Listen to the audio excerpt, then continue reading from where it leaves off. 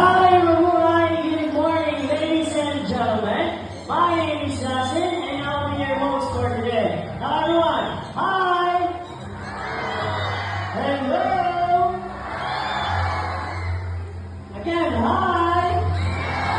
Welcome to Cebu Safari's Bird Show.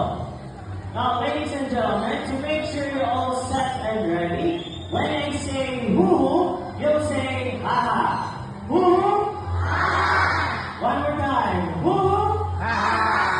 Alright, what an amazing energy now. Did you see our group of pigeons?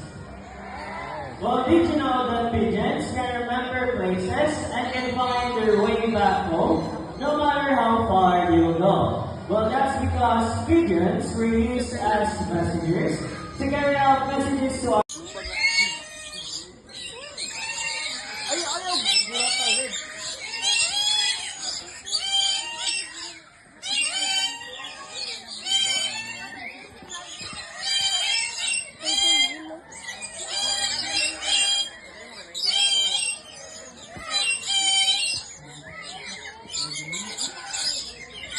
See, look at how sweet.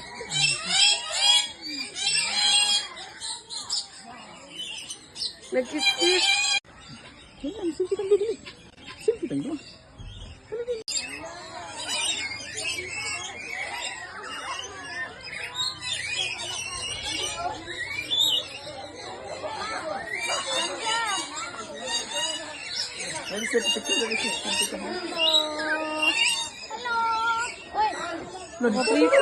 And freedom.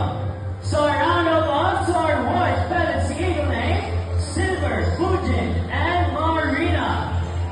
Now, ladies and gentlemen, here at Cebu Safari, King and Gong. Now, sandpreneurs, they are monogamous type of bird, meaning you can only have one partner for a lifetime. Sana all. But when your partner dies, that's the only time that they will find another mating partner.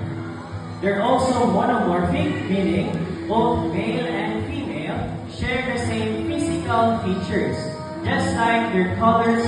Picks up a plastic bottle, walks all the way, open the non-body of a man and drop it inside. Second one, he picks up a paper cup, open the bin and he drop it inside. Third one, buddy, he picks up another plastic bottle, open the bin and he drop it inside. Next one, he picks up another paper cup, open the body of the bin and drop it inside.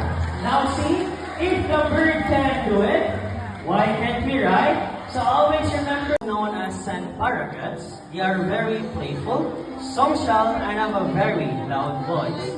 They are natives in the northeastern parts of South America, like Brazil, Guyana, and Venezuela. They have